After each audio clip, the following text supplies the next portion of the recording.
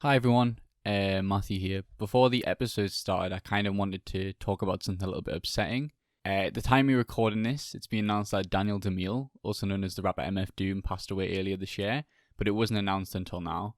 Now this is relevant to the episode. This week's album choice was Demon Days by Gorillaz, with MF Doom featuring on one of the tracks November Has Come. Me and Crunchy even go into discussion about him a bit and how much we're both fans of him. MF Doom was literally one of, if not my favourite musical artists. I mean, I literally use one of his beats, White Willow Bark, as the intro and outro music for the podcast. He taught me to be unique and be myself. And even his music, one way or another, got me to skate more. I listened to his music all the time when I went out skating and stuff. It's awful to hear this news, but all I can do is just urge you to check out his music if you haven't already, as his discography inspired so many modern rappers of today, such as Tyler the Creator, Joey Badass, like so many people. His music is a part of hip-hop history, and he'll certainly go down as one of the best rappers of our time. Thank you for taking the time to listen to this, and I hope you enjoy the episode.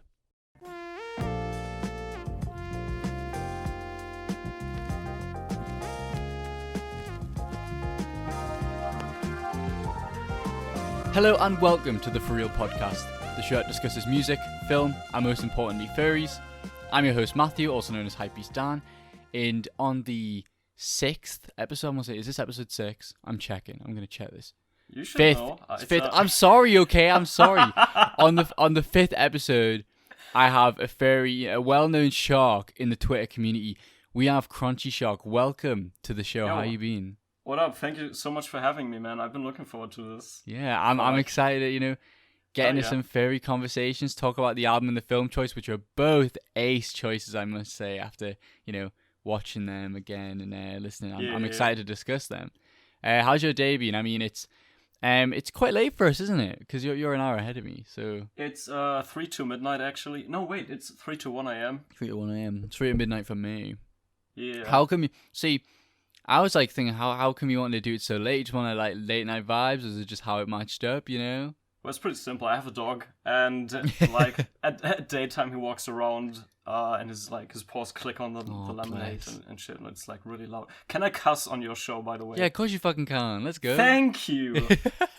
Of course you can, dog. Yeah. Nice. Yeah, I mean, I'm really tired. I've been at work today. Then I recorded a podcast episode, and then it's now midnight. I mean, I'm chilling though. Like I'm vibing. I'm not too tired. I'm ready to create some conversation.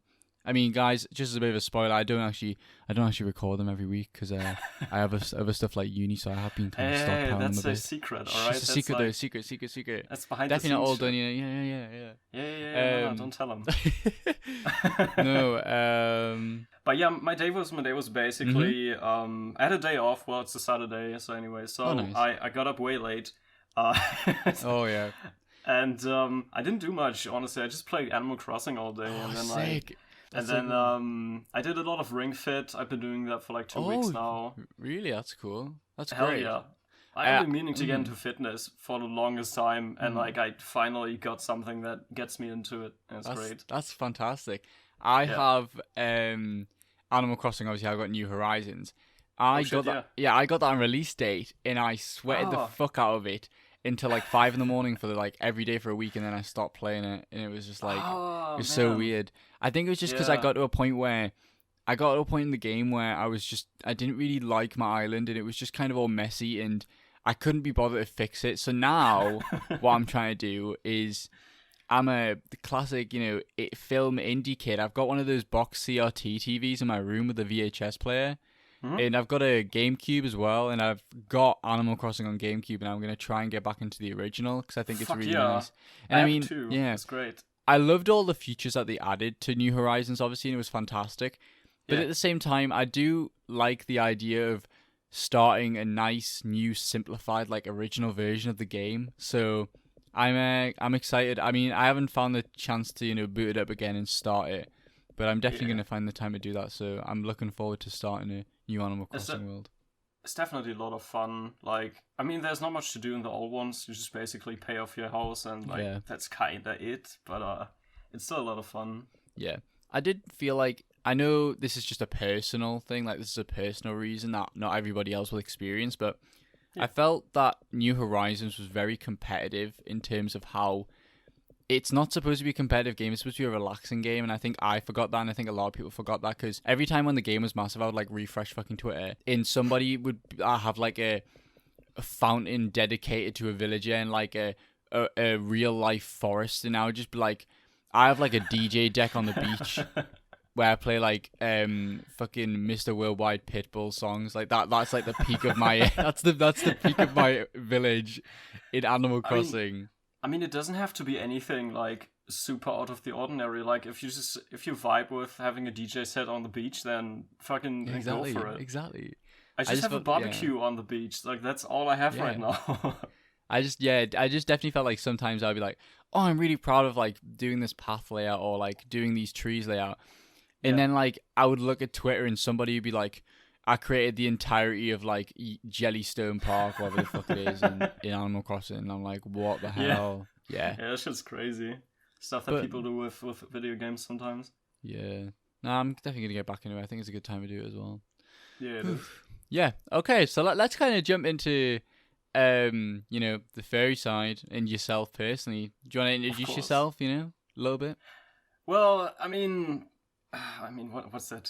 No, I'm just kidding. Okay, so I'm Fel. I'm a fairly known green shark off of Twitter. I've been in the fandom for about, I think, almost 11 years. Should be 11 years. 11 years. Yeah. All these people I'm interviewing to make me feel like a fucking baby.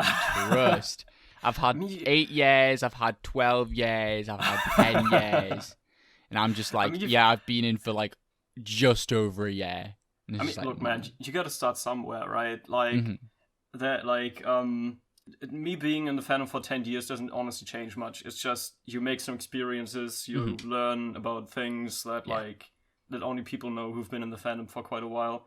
Oh yeah. And like you meet people, you part with people, it just happens, And a lot of shit happens in 10 years. I didn't start out as a shark. Some people keep their personas for 20 years. Mm-hmm.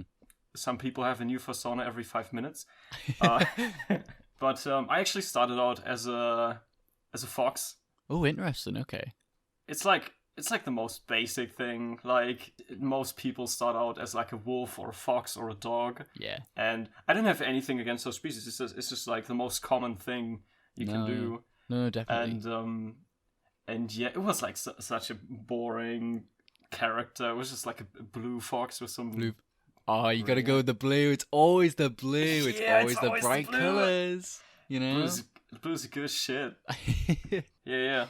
And then eventually I saw a shark character for the first time, and I was like, "There's shark characters, dude! Like, holy shit, look at that!" And then I was instantly like, "Holy, you need a shark, okay?" Mm-hmm. So but then I didn't have an income yet, so I couldn't do commissions yet, right? So I didn't have any money to get a ref sheet, so I had to wait 2 years to create my character. Mm-hmm. And during those 2 years, I collected in ideas and things I could use and stuff you could use throw together. That's cool. Yeah. That's fantastic. I think the only person that I know that personally that has a shark surname is my friend Jay. She has a bat and a shark surname, so shout out to Jay. And I do look, because I think she got cyberpunk art of her shark son. It looks so fucking cool, honestly. But yeah, I do vibe with. Obviously, I love all kind of species of furries, but it is really refreshing to see something different. And I mean, I do think shark sonas are becoming, or just aquatic mammals and stuff are becoming a little bit more common now. But definitely, when you first started being a furry 10 years ago or whatever. It was mainly just fox, dogs, bears, classic fluffy mammals. 10 years ago, there wasn't much to pick from. There were, as you said, foxes, wolves, and dogs mostly, and the occasional poke fur, which don't get enough recognition in the fandom, I think. Some birds, but the birds are really rare, because I mean, I'm always kind of iffy on birds. They usually look really good. But I never understand how bird furries work. How do they pick things up? They don't have hands. Yeah, I know, I get that. Yeah, I have a few friends that have bird sonars, and I do think about that yeah, sometimes. I mean, this links to what you were saying about starting as a fox. I feel the same way with Dan in a sense that I I was talking about this on like the third episode about how I kind of want to make a deer sonar, and I really want to make a deer sonar for ages because hell yeah, Dan to me, yeah, I know I've talked about this before like so many times, so I'm not gonna like bore people who already know this, but Dan is a representation of me, definitely, yeah, but he is a more obnoxious and pretentious version of me, and he's more confident. So he has my confidence, and that's fantastic. But I also want a deer sonar that kind of represents who I am more personally, in what kind of like, I don't have bleach blonde hair. I've changed Dan's hair to curly because I have curly hair in real life, but I want like a brown haired deer who's not quiet, but still confident, but more me. yeah. And I want them to use they them pronouns because that's a pronoun thing I've kind of been using for a while, and it's been nice. So I don't want to get rid of Dan 100%, but similar to your situation with creating a shark sonar, I definitely want to create at least a second sonar that represents this other side of me. So Yeah, that's cool, it's a nice idea to have. For a really long time, but I mean, okay, so about a year after I made Fell, I was still kind of using my older character called Theo. And it was basically like Theo. It was like my softer side. It was like the exact same thing. It was like a split personality kind of thing. Like Theo was my soft kind of side, like the introvert kind of side, and then Fell was like the, when I hang out with my friends, I usually get really extrovert and I get really loud and obnoxious and annoying and just tell dumb sex jokes all the time and shit like that.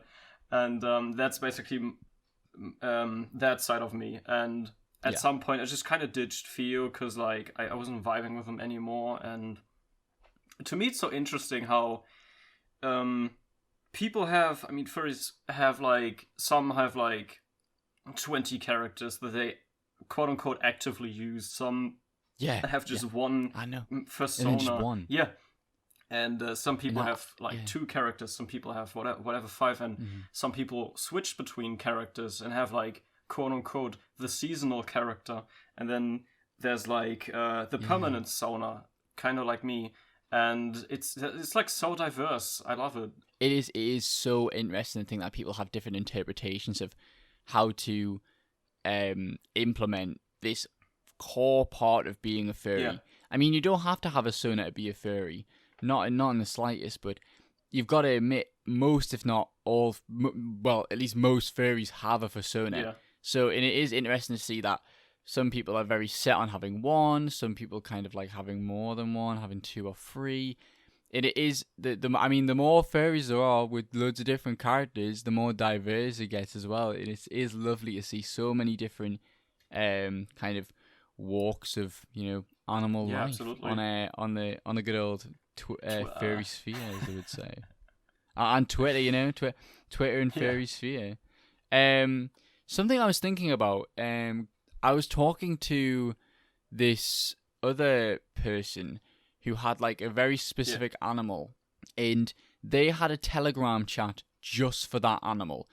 Do you have a similar thing with like sharks? I'm not saying like, do you have a Telegram chat, but do you, for example, have, maybe have, you get more commissions and you're very close knitted with other people with shark sonars? Would you say that's the case? I'm very close. Yeah, there's a thing.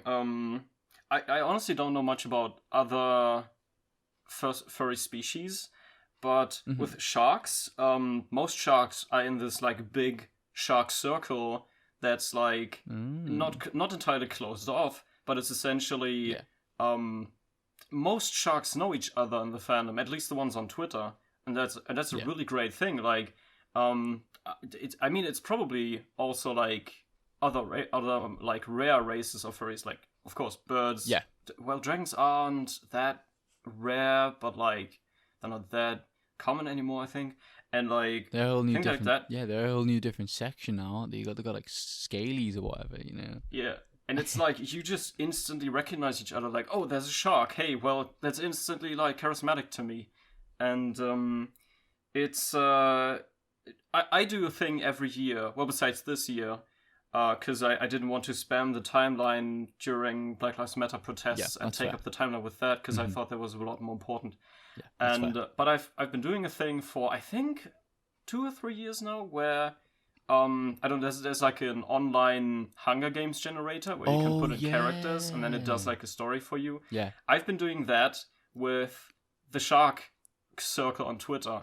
And I call it the Shark Hunger Games. And basically what I do is I do like a post where I go like essentially 1 month before it actually starts. Which I usually do it in Shark Week. That's cool. And basically what I do is I call all sharks to reply to the post and be like, hey, I want to partake in the Shark Hunger Games, sign me up. And then I'll have them send an icon. If they don't, I'll just use their Twitter icon. And I gotta add pronouns, of course, and then I'll just add them to the pile. And it's like, I think, 36 characters or 24 characters. I don't remember. That's dope as fuck. Yeah, and then it's just like go through the entire game, screenshot everything, and then I spread out the posts between like the entire week. Because you couldn't do that with someone like me because there's so many dogs. It just would just be like, I don't know, it'd be chaos. It'd be absolute chaos. And I think it definitely. I mean, I'm speaking for yourself here, but I'm assuming it does feel very close knitted. Like only sharks are allowed in this. I have such a unique, indifferent character, and it is really nice to meet other people with this unique, indifferent species as well. So that is must be a nice thing to think about. Well, of course, I cannot say that I'm not biased because I am. I of course want to be one of my friends to be in it. And like the people I know well, because you never know when a furry turns out to be a bad person, you know. I don't want to associate myself with like problematic quote unquote people. Yeah. So I of course pick the people that I know first, and then after that I pick quote unquote random people. Yeah. So it's like I go for people I know and then put those in, and I also. In the Hunger Games, you can like make teams, right? So you always have like 2 people teams. Yeah. And people can also like come to me and be like, hey, I want to be on one team with this person, and then I'll just put them in the same team and stuff like that. And it's just good fun. Yeah, that's really cool. Yeah. Yeah, I love that. I used to do the Hunger Games stuff with just like my group of mates and stuff. It is a really cool generator. It's a lot of fun. Yeah. Yeah. What kind of stuff do you do creatively? Because you were talking to me off podcast about how you do so many different projects, but you just can't focus on one thing. And it is great that you have like a diverse range of creative like outlets. But what would you say is one that you kind of enjoy doing the most? Because you were talking about how you do voice acting sometimes as well. I do voice acting sometimes. I don't really do it publicly much because I don't think I'm the best at it. Oh, bless. I'm really held back by my English because I'm not English isn't my national language. I'm actually German, and it does take away from my ability to speak the language well because I don't practice it enough. I mean, unfortunately, I mean, you speak it on this podcast like completely fine though. Like, if you told me that, like, apart from like the slight accent, obviously. If you told me that you were a native English speaker, like I would not double take. Like I'm not even saying that'd be nice, like genuinely. So I think you have the chance to do something with that, definitely. But I do understand your setback though. Well, a lot of people actually have told me that, but it's like I'm always kind of held back by my mind, of course, telling me, hey, you're not definitely good enough at this and whatever, you know how it is. And I've tried. There was a time. A few months ago, where a voice acting meme was going around on Twitter, which actually brought me into this whole thing, where basically you post an image that says, give me lines and I'll have to voice them. And I did that, and I got a ton of things, and I voiced all of them. I spent like 3 hours voicing things. And then I went into Premiere and made a video on it. But about 90% into editing, like I only needed to edit the music in, basically, the background music. Everything else was done. I started feeling like, hey, this isn't good enough. And then I scrapped everything, unfortunately. That sucks. Definitely. It was like 10 hours of work. Yeah. I mean, as somebody who also makes creative stuff, it is definitely something that it's a hurdle to come across, in a sense. And it is something that everybody struggles with, and it is hard. But You just got to think like you started making this for a reason, and I feel like that reason for me personally is because I want to finish it and I want to show it to other people. And I mean, if you're ever doubtful about something like that, you can always also just maybe message close friends, or, well, first of all, close friends that you know are going to be nice about it, and also close friends that you know are going to be honest. So if they're like, I don't think this is great, but you can improve it by doing this, then you know that you can kind of create something that's to the best of your ability, and it prevents stuff like that where you get worried about, you know, it being good enough, etc., etc. But I totally get that, and it is a really hard thing to kind of set your mind to, and I even personally have problems still with it myself. I mean, this entire podcast situation, I fucking edit episodes, and I'm like, oh my god, you can hear me putting my glass of water down at that part, and I forgot to edit it out. And then like I'll talk about it with my mate, and my mate would be like, no one fucking cares. I just listen to you talk about fashion. Like, it does not matter in the slightest. Like, nobody's gonna pause it and be like, oh my god, I've just heard them fucking drop their glass on the table. I'm gonna stop listening right now. They are an absolute detriment to podcasting. You know, it's not like that at all. Not everybody's gonna be perfect. You know, you gotta make stuff to get to that level, and it's all about improving yourself. Yeah, overthinking is absolutely a part of like improving, and it's like essentially the part where you get over yourself and tell yourself, hey, why would I care about this? Yeah, is basically where like you make or break a hobby, essentially.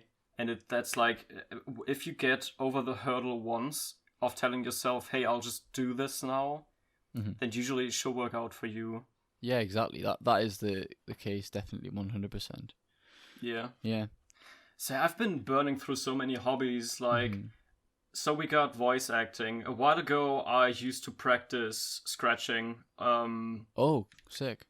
Traditionally, with just a regular ass turntable and a mixer and actual scratch plates, like not even virtual plates. Oh, cool. Yeah, I did that for about 2 weeks. 2 weeks, okay. Yeah. But sometimes it do be like that, though. Sometimes it really do be like that. Sometimes I will, like, for example, I like said to myself I was gonna fucking make a hyperpop album like a month ago. I was like, you know what, Gex have like inspired me. I want to make a hyperpop album. So I got my launch pad that I bought when I was like 15, and I brought it all the way back to uni, and I plugged it in, and I was like, this shit's fucking difficult. I'm not doing it anymore. Yeah, I get that. You have no idea how long I've been trying to get into art. I like in like grade school, I started drawing things, and I was really good. I just never like continued doing it, and that's a big problem for me. I just like I don't necessarily lose interest. It's just that I don't have the energy to keep practicing, which I think is like where most people give up, you know. Yeah, I think I'm similar in a sense that I do try so many different things and just drop them.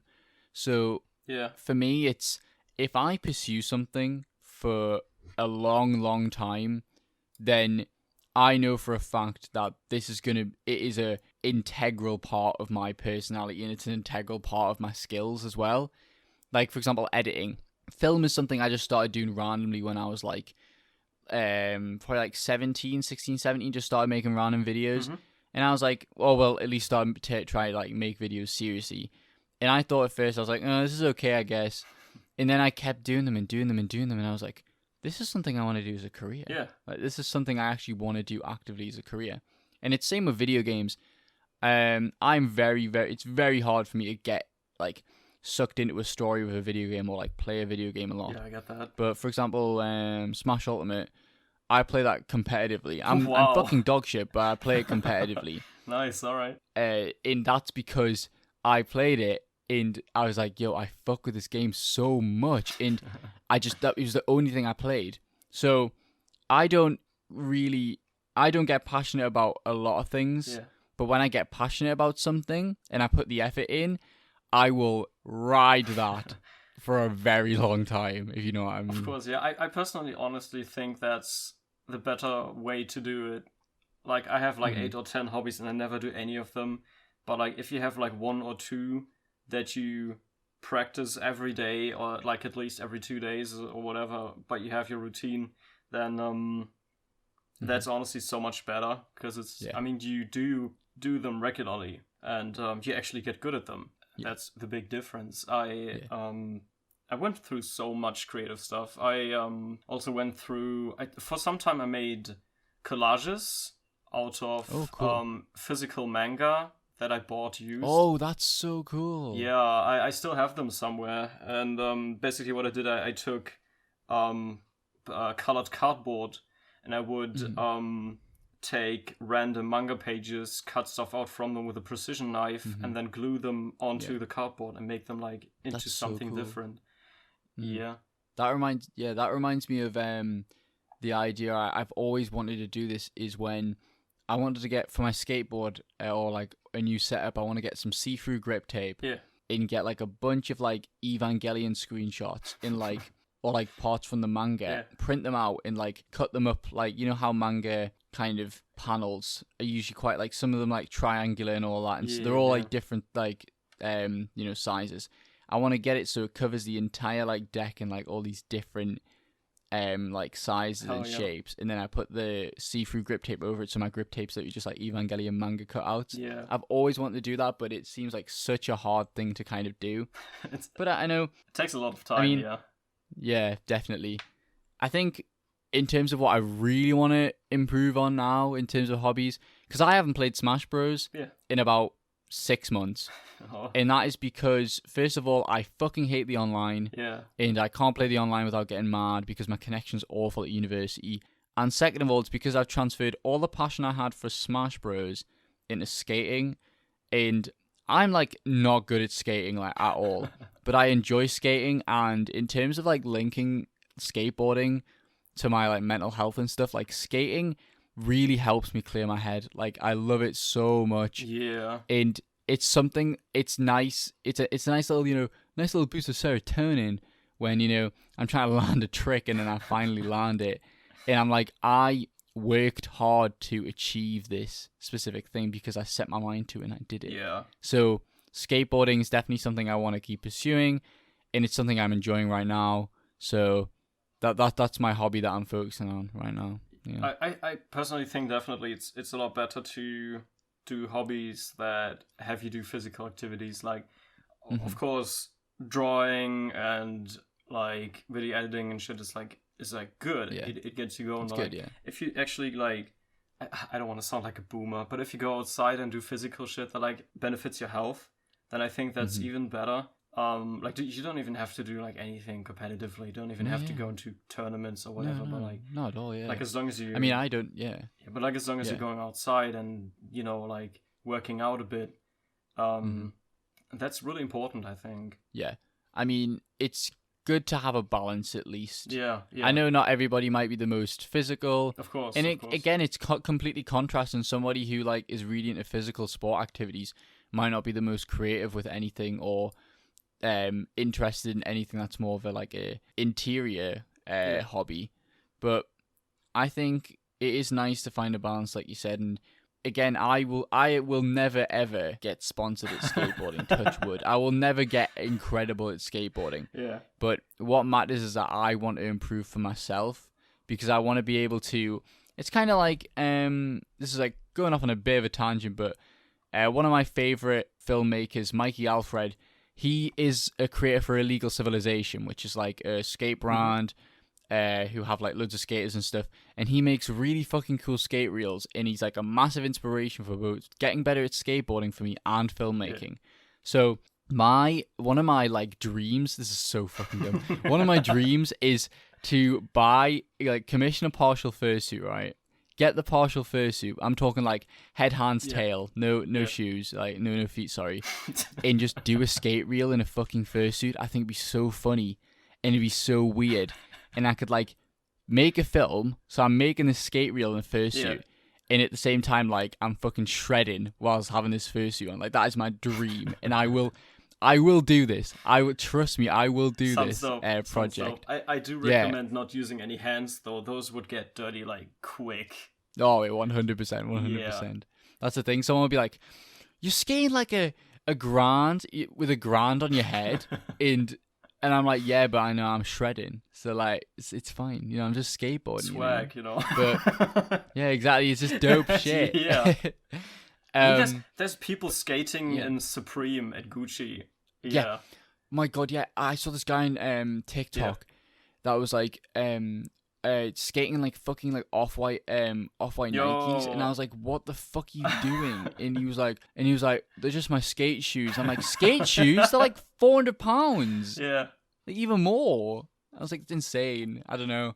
Some people just like that. I mean, I skate SBs, and I just skate them because they are cheap-ish, well, they're just regular price, and they have like thick-ass soles because I shred through my shoes so badly. Yeah. Anyway, yeah, skateboarding is a big part of my passion, and it's a big part of my kind of personality. So to be able to make films and do skateboarding and doing something I enjoy, it's like basically bringing two of my passions into one. So that's why I want to get better at skateboarding, so I can make a skate reel with like me and my friends just messing around kind of making something look fucking cool by doing editing and filmmaking. Yeah, sounds good. Whilst implementing a passion in. So yeah, that's another way to look at it. Yeah, definitely.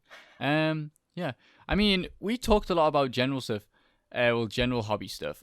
We'll wrap up this section by just talking about, have you had any experiences with like furry conventions or anything like that? Because obviously since you've been in for so long. Good that you mentioned it. I tried to get into MFF last year, but I couldn't quite attend because I didn't have the time. I was doing my job training at that time, and I just wouldn't get 2 weeks off. It just wouldn't work. Yeah, because it's a far ride from Germany, and if I'm going. Oh yeah, definitely. If I'm gonna bother coming over there, then it should be worth it, I last year when MFF ended, I was like, let's meet at MFF next year. So and now that didn't happen. It's virtual MFF now, which is fantastic. Yeah, fucking hell. I mean, I've always wanted to go to a convention. I've been thinking about going to Eurofurence, which is Germany's biggest furry convention. I think even like Europe's biggest furry convention. Yeah. And then I looked at the hotel prices. Oh yeah, damn. It's like $250 a night. It's crazy. Yeah, it's mad. When I planned to go to Confuzzled, which is the big convention in the UK, me and my girlfriend were not going to get a hotel room. We were just going to get an Airbnb and just go there. Yeah, honestly, it makes more sense. Yeah. And I mean, hotel rooms isn't... I mean, it would be my first convention. I mean, I don't really know... By what I've heard through a few sources about hotel parties and hotel lobbies and hotel rooms, I think I would feel a bit more comfortable getting an Airbnb, as they would say. But, and quote unquote going home. But I mean, no judgment at all. No judgment at all. Like 100%. It's a massive part of conventions and stuff, and I mean they're not all inherently bad like that. But I think Airbnbs. I think it was also because I was only going to go to the convention for one day, so it didn't really make sense to me like book a hotel, like to book the hotel there or whatever. And it was cheaper just to get an Airbnb there and just get a train. Like there was like a shuttle to the convention center or whatever because it's near the airport. But that's nice. Yeah. It's cool. I mean, we're on like 35 minutes, so I think we should move on to the album choice of this week, which was Demon Days by Gorillaz.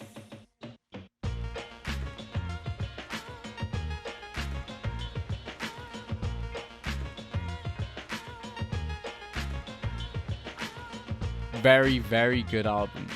Very good album. Now, that's how we're going to start it off. Very good album. So, Demon Days is my favorite Gorillaz record. And I think it's because, I don't know, it's weird. It's like that thing that everybody says about a lot of albums where, like, it makes me feel nostalgic for a time period that I didn't even experience. But I did experience this time period. But it was 2005 when the album came out. I was 5 years old. I do have obvious memories then, but it wasn't like, things I like remember back to back. But it just reminds you of like early 2000s, like, or mid 2000s, kids cartoons and kids shows. It's hard to explain, but in the UK, we had a lot, like, there's this TV show for like kids called CBBC or whatever, right? and they used in a lot of like, it just like every single song, like Dirty Harry, for example, like the Dirty Harry, you know, the do, right? It would have like that, but it would be like some presenter going like, today we're gonna go and find out what this person's doing here, and then it would like do that intro or whatever, and then it would be like, it's just it was like the staple of like, to me, it's like the staple of children's TV background music. It was that's a fucking weird. It's a weird link. Anybody who's like similar to my age that knows, I hope you know what I'm talking about. That lives in the UK. I really hope you're talking about it, because I feel like I'm talking out my arse. But I mean, that is something that I do associate with the album. I guess that does link to like being nostalgic for a time period that I kind of don't really have too many memories with. But let's move the conversation over to you, because it was your album choice. Why did you pick this album specifically? Well, it's very important to me. First of all, it's not my favorite album of all time. Okay. I actually didn't pick my favorite album of all time, which is Invaders Must Die by The Prodigy. Oh, that's a fucking based album. I love that. That's Hell fucking yeah. Yeah. But the thing is, I thought about picking that album, but then I figured, hey, it's all big bass rave tracks, and there's not much to talk about. That's the problem. Yeah, that's fair. Like, there's, of course, it's all fucking good music, but like, what do you talk about? It's all like, I don't want to say mindless rave tracks. It's all very well written, but it's like, what do you talk about? So I was like, okay, what's an album that has quote unquote substance, that has a lot of features, I mean good features of course, that has like things you can talk about. Yeah. So then I was like, hey, what else do you like? Okay, you like Gorillaz. Okay, so what comes to mind if you think about Gorillaz? Well, Demon Days and Plastic Beach, of course.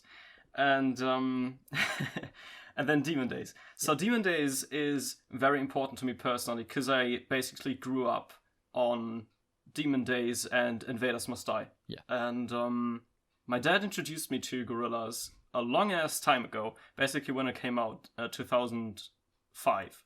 He introduced me to it like 2006, 7-ish. Yeah. And because also Feel Good Inc. got really big, of course, was like their biggest song, I think. Yeah, Feel Good Inc. Yeah, got absolutely massive. Was it Feel Good Inc. or Clint Eastwood that went bigger? I think, I want to say Feel Good Inc., but Clint Eastwood was also absolutely massive. But that was on, Clint Eastwood was one on their self-titled, wasn't it? It wasn't on Demon Days. Clint Eastwood was on, what's it called? Something 2000? Yeah, yeah. So it's on Gorillaz, which is their self-titled, but 192000 is also on that Gorillaz album. So yeah. Right. Yeah. But yeah, something that's really interesting, I think, about the album and my connection to it is that every time I listened to it, I had like breaks in between, right? Of like several years of me just not being interested in that type of music, because I discovered something else, right? And then eventually I came back, and all of a sudden my favorite track changed. And really? That happened like 4 times. Like when I listened to it the first time, I think it was Feel Good Inc. was my favorite track. Then later it was Dare. Then later was either Kids with Guns or Dirty Harry. And now it is November Has Come. Oh, that's cool. Now, and what's really interesting to me is that since I grew up on the record, I didn't know most of the artists that are featured on it. There's some really good fucking features on this album. Yeah. And when I was younger, I just didn't know how to appreciate them. I just didn't know most of them. And I couldn't appreciate the kind of music that was brought to the game. I was just like, hey, this is really good music, but I didn't know what was going on, basically. You're a kid, you don't know music, right? And then later on, I was like, hey, so this has a really good production. This has really good percussion. This has really good drum patterns. This has like a really good almond break sample in it. And and then I eventually got into rap hip hop. Yeah. And I found out about MF Doom. MF Doom, yeah. Yeah, and then I came back to the album after listening to a shit ton of MF Doom, and then I was like listening to November Has Come, and I was like, hey, didn't you recognize that voice? Yeah, that is exactly. And as soon as you said November Has Come, I was like, I need to fucking talk about this song, because I feel exactly the same way. MF Doom is like one of my favorite rap artists ever. And I listened to Demon Days before I'm a massive hip hop head. I'm a massive rap head now. Yeah. And when I listened to Demon Days, that was not me at all. I hardly listened to rap. I only listened to like bands and like stuff like the Gorillaz, etc. Yeah. And I really wasn't in rap at all. And then I left listening to Gorillaz for a while. Then I came back to them. Obviously, I've came back to them recently. Now they've released Song Machine and stuff. And I think was it The Now was also a really good album. But anyway, I came back to Demon Days and I listened to November Is Coming. I'm like, holy shit, it's fucking MF Doom. That's Doom.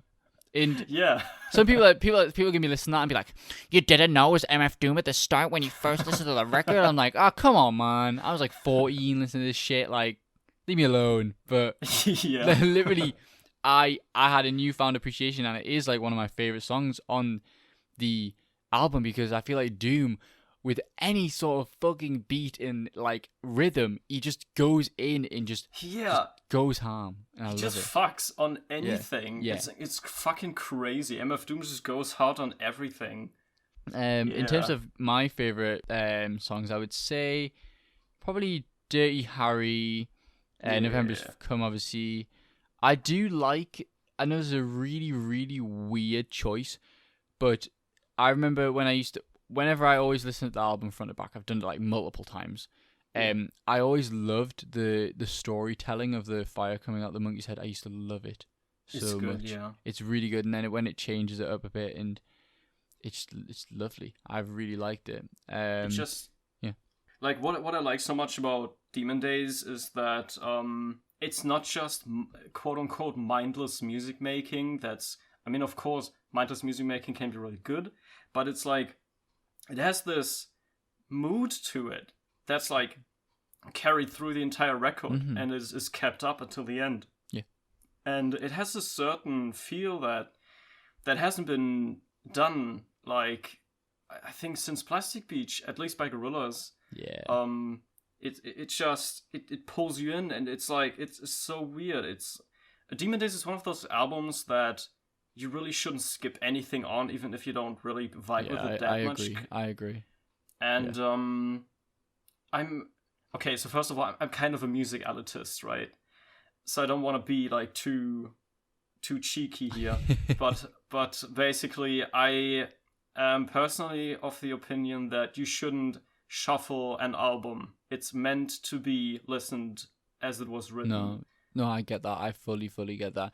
I agree to like, I mostly agree with you, like, to an extent. I think shuffling an album gives it, I think you should at least, either the first time you listen to an album, or at least once you should listen to it front to back, because that is how the artist has intended the order to be. Yeah. But in terms of shuffling, I do think it kind of gives you a newfound kind of experience with the album, and also sometimes, like, for example, Tyler Creator's Flower Boy, I know that people have like put like not like fan edits, but like fan kind of organization, I guess. It was like fan orders. Like, somebody said, like, this is how I think Flower Boy should have been ordered. And like, for me, like, I understand that, but with an album like Flower Boy, I feel like it really doesn't work in any other order apart from front to back, because it's an album that does the classic transition between every song. So like, it just all abruptly ends. Anyway, that's a completely different kettle of fish, but I totally get that. And I think, especially with Demon Days, where you have songs that tell stories, and you have a band with heavy lore, because it's a virtual band. You got virtual members, and all of the kind of, even though you have ones that have literal stories, like a fire coming out the monkey's head, you also have songs like El Manana, if that's how you say it. I think it's El Manya. El Manya. See? Yeah. Perfect. It's a good thing. Wait, no, El Manana, actually. El Manana. Perfect. Yeah. Well, you have songs like El Manana, where it's a more like, melancholic song, but it does still tell the story of the band. I think it's might be specifically about 2D. No, not 2D, sorry, Noodle maybe, I think. But I don't know, I'm a bit unsure. But basically, since the band is very story and narrative based, in that, I mean, albums are there sometimes to tell stories, And I think this is especially the case with Gorillaz. Yeah. So that's why listening to a Gorillaz album in order, especially for Demon Days, is vital. There we go. I mean, honestly, even more with Plastic Beach. Plastic Beach was like... Do you know the story around Plastic Beach? A little bit. I mean, I'm going to be talking about the album in a few episodes' time, actually, which is interesting as well.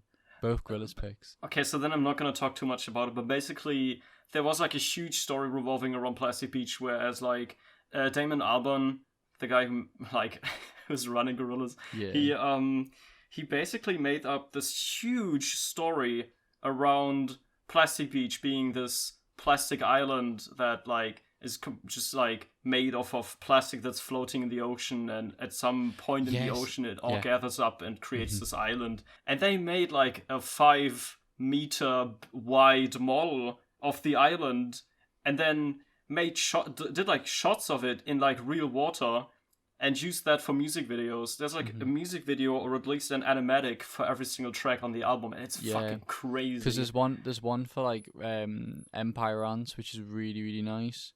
Yeah. In Rhinestone Eyes as well. No, that's the only thing I associate with Plastic Beach. That's the only thing I remembered from it, was it having some sort of link to the environment and stuff, which was a really interesting take. But I mean, going back to Demon Days, it is a classic. Well, in my eyes, it is a classic 2000s album.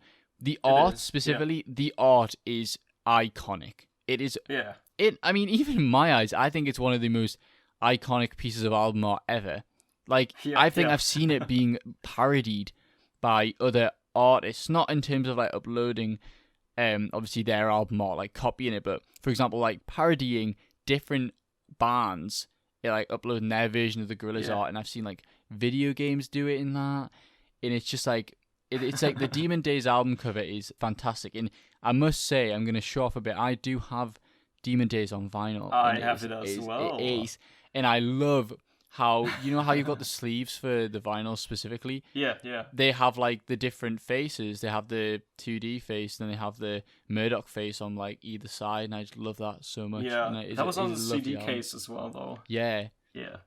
It's lovely. I really, really like the vinyl as well. And I'm glad they did a repressing, because I didn't get the original pressing, and I remember them for ages only having one pressing. And I remember when I used to look up like how much the vinyl would be, and it's like, oh, it's really expensive because there was only ever one pressing of it.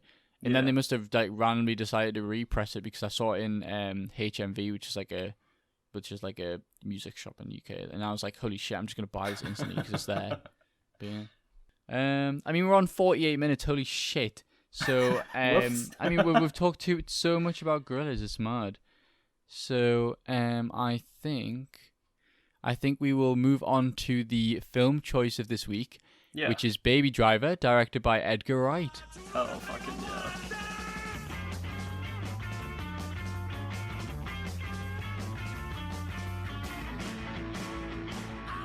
And we both watched it to prepare for the episode. Yeah, we both watched it like just now. A few hours ago.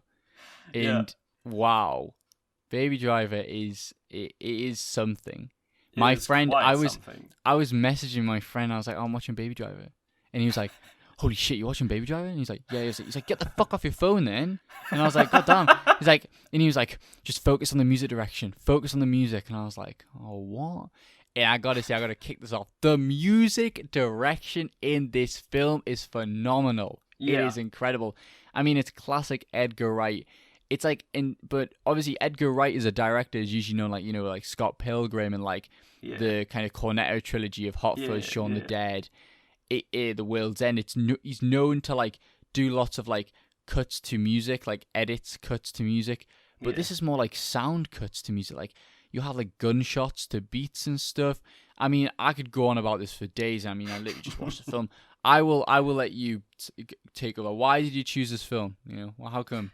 Well, the thing is, I'm not too huge on movies, so I only have like a small, quote unquote, small range of movies that I watch often.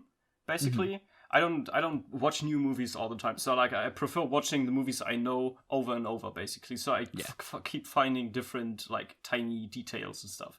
Mm-hmm. So I got in the mood for Baby Driver because it's one of my favorite movies, honestly. And I just like it so much because I'm really, really huge into music. Like, music is like my biggest thing. Like, I cannot be without music, basically. And having a movie center around drifting, music, and good characters, It's and fantastic.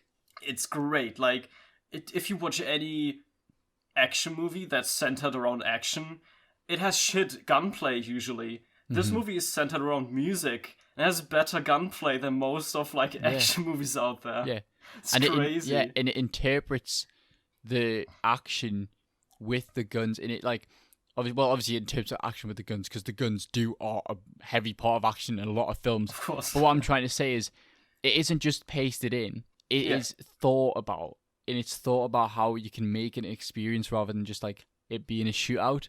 Yeah. And I do love how it's hard to explain, but they could have just, Edgar Wright could have easily just went, oh, I'm gonna make the gunshots go to the beat of the song, which is still cool. But the entire point of the reason it being like that is because the main character, Baby, it's a heavy part and theme of the film because of his character and his relationship with music. Yeah. And then there's a lot of things that you never notice until someone tells you. Yeah. For example, I have a bunch of notes. I have a ton of notes. I have a feeling I know what you're going to go on about as well. Well, is one of the things you're going to talk about is the opening scene. Well, not. Of course, do you know the scene where he's like walking around with the music, in like the lyrics are on the walls. The single shot walking to get coffee. Yeah, fantastic. That's insane fucking choreography. Yeah, love it. But what I also wanted to talk about is where to put it. So of course you got the scene after the post office heist, where it's of course the guns sync to music, but the thing is, everything is synced to music, but only the important stuff, of course. Yeah. So like whatever is most important is synced to music, whatever is important but not that important is not. And that's fucking crazy, I think.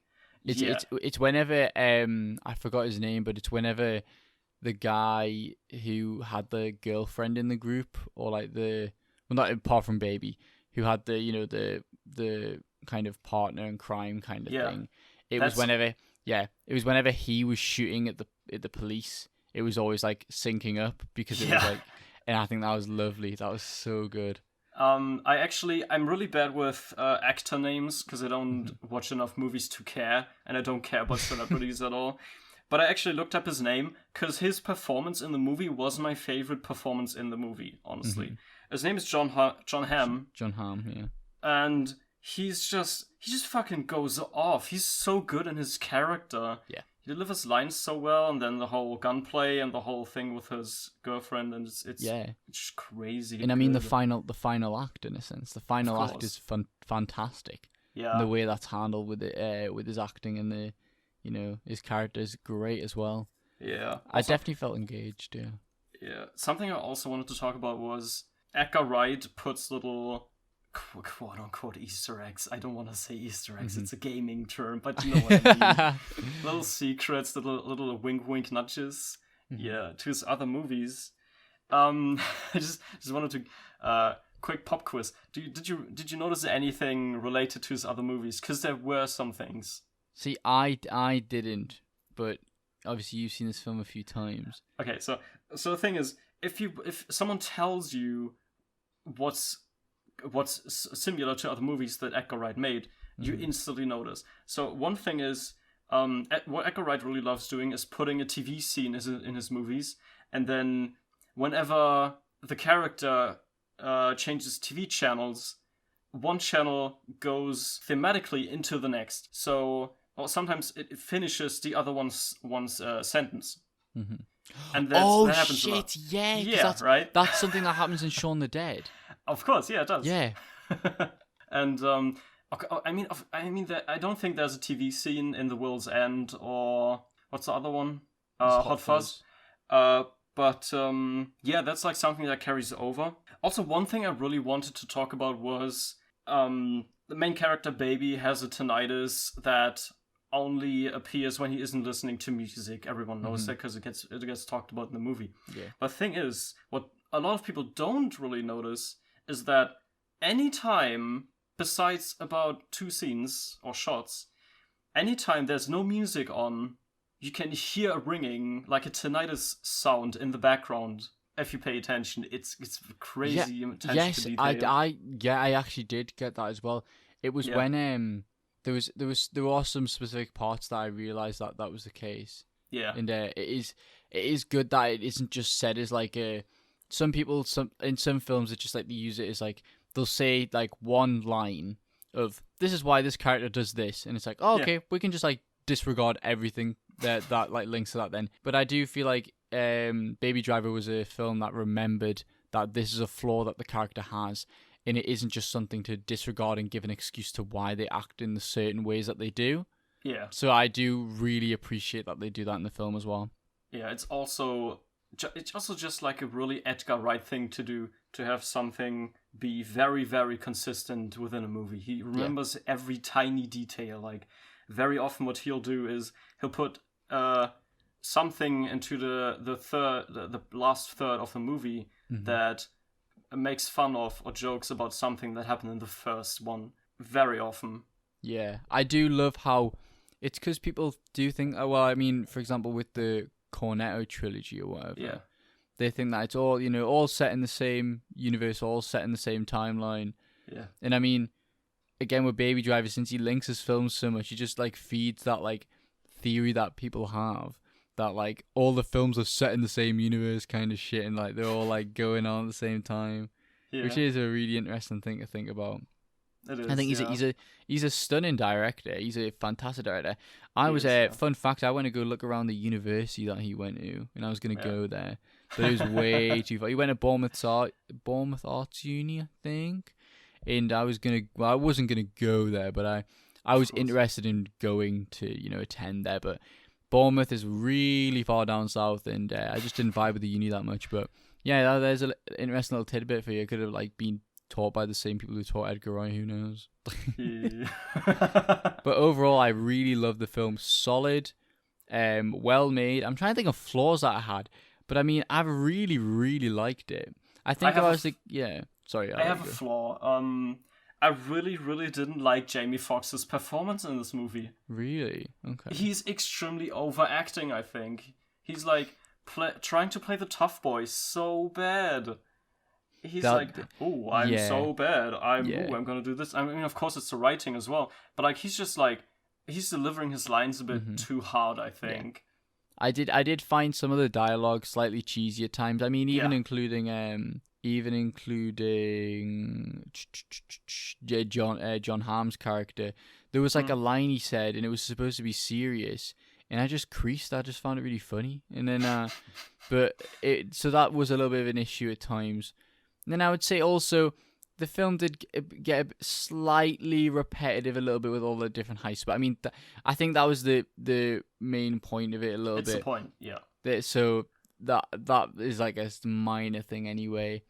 But the music direction, how it links with the visuals, is definitely something that like 100% stands out and just like kind of makes me not forget about the flaws, obviously, but it at least like makes me biased, and I'm like, yo, like, I don't really care that this dialogue's cringe. Like, this fucking thing's awesome right now. Yeah. So what was your favorite thing about the movie, if I may ask? Well, I'm a sucker for like coming of age films. Yeah. So I loved the entire like Deborah and that was so good. Deborah and baby relationship stuff. Yeah. And I loved the kind of little tapes that he had as well, and that he like made beats with the tapes. I found that so fucking cool as well. So I loved that. And again, obviously, like the music direction with the like kind of, there would sometimes be like the gear changes and the revs of the car would match up with the music, and then the gunshots would match up with the music. And I think it's just all done with a lot of detail. And I do also love like heisty films. I don't know if you've ever seen Good Time. Good Time's a fantastic film that's like a heist related. Really, really good film. I think you'd really like it. Good Time. I love that kind of stuff. So the idea of baby, revolving around working for this guy, for like working on like robbing banks and stuff, was also a thing I enjoyed. And I don't know. I just like the film overall. I really, really liked it. I can't pick. There's so many different things. Yeah. Yeah. I do like the idea of the diner scene as well. I mean, the diner as a whole. I find diners to be a very like romantic like scene, Hell like yeah. shot, like so or Yeah. setting in a sense. So I'm definitely Yeah. a sucker for that as well. If I was to ever make a coming of age romance film, I would definitely have a scene set in the diner. Like, I just love that so much. I love it. And also in a laundromat. Oh yeah, in a laundromat. Yeah, that So was something as well. cheesy. That shot of the washing machines going from left to right, I loved that, and it was it's so good. With the I different loved it. colors. It's so Yeah. good. Yeah. It's fantastic. Everything's done with thought behind it, and that's what I love about the film as well. Yeah. And the soundtrack's good, of course. Mhm. I mean, I don't want to spoil my Letterboxd review, but if I was to review this film, I would probably give it a 9 out of 10. Same. I think Yeah. a 4.5 stars is sufficient. Yeah. And it is one of the favourite films I've watched on the podcast so far. It is fantastic, and I love it so much. My friend has the soundtrack on vinyl, actually, and I'm like, I might have to pick that up, to be honest. Hell And yeah. I did really appreciate... I've been listening to a lot of Beach Boys recently, specifically Pet Sounds, because Pet Sounds is, at the moment, and probably for a good long time now, at least in my top 5, if not my favourite album of all time. Yeah. And I really appreciated how Edgar Wright, it was the first diner scene, he decided to not only use a Pet Sounds Beach Boys song, but he used an instrumental Beach Boys Pet Sounds song. And I'm like, nobody fucking... everyone who listens to, like, God Only Knows and, Wouldn't It Be Nice? Nobody listens to the... and uses in films the Beach Boys instrumental songs. And I was like, thank you for... they used it as background music for the diner, and I was like, thank you so much. Or he's like, listen to it or something. So, there you go. That's a little thing that I liked. I'm trying to think of anything else. I also can kind of cover with it. I'm really surprised I didn't watch this film when it first came out. That's why when I told my friend I was watching Baby Driver, and he was like, have you ever seen it? And I was like, no. He's like, how the fuck have you not seen this film? Especially for someone who's a film student. I actually... It was one of the few movies that I watched in cinemas when it came out. Ah. I used to be not cinema safe. I used to get sick, and whenever I went to cinemas, it was shit. But like, there was a time when I went back into cinemas, and Baby Driver was one of the first movies that I watched when I was coming back into them. And I watched it, and I walked out, and before I left the building where the cinema was in, I was wishlisting it on Amazon, like the Blu-ray. Yeah, right. I've got to say, this is a confession. This is gonna round up the episode because we're on like an hour and 4 minutes. But this is my confession, guys. The films that I watch for the podcast, when people suggest them, if they're not on streaming services like Netflix or Amazon Prime, I watch them in completely legal ways, guys. By the way, Nice. This is but obviously, but all I'm gonna say is this is the only film on the list that I couldn't find on streaming services, so I bought it. Yeah. I bought the film so I could watch it because I knew it was good. I knew it was fantastic because I had so many my mates that said it was fantastic. I mean, as a film student, like all the film critics and like all the people on my course say it's a fantastic film, and I mean it's directed by Edgar Wright, so I already knew it was going to be at least good. So I thought, fuck it, I'll buy it, and I did, and I don't regret my purchase, and now I have that film, forever now. Good. It's really good. So yeah, there you go. Yeah, so I mean, that was two fantastic choices, and it was lovely to talk to you about the kind of creative stuff you do as well. Thank you so much. Yeah. Just to kind of close off the episode, guys, obviously I was talking about my Letterboxd review or whatever. Every week I release a review of the film that I watched for that week, and then I also have a list of every film I've watched so far with like the ranking of like which one I like the most and like which one I like the least. So far I've literally enjoyed every single film, but obviously there's some films I like more than others. So if you want to check that out, it'll be in the link in the description below on the YouTube video, or you can just search my name on Letterboxd, which is Matthew_Beatty. The Beatty spelled Baytee, and the Matthew's got the 2 T's. So yeah, that's fantastic. If you want to keep up to date with me, it's at HypeBeastDan on Twitter, and you make sure you subscribe to the YouTube Furreal, and you follow the Spotify and Apple. Definitely check out Cronchyshark's Twitter. It will be in the description below, but it is just Crunchy with an O, like crunchy, and then shark. And give them a follow. Add on to the 10.6k that they already have. It's fine. As one of the most influential sharks in like the furry community, Thank you. of course. But yeah, it was wonderful having you on, and like these were It fantastic. was a fucking good time. Thank you so much for having me. Yeah, no worries. Right, well that's all from me this week, and I'll see you guys next week. Thank you very much.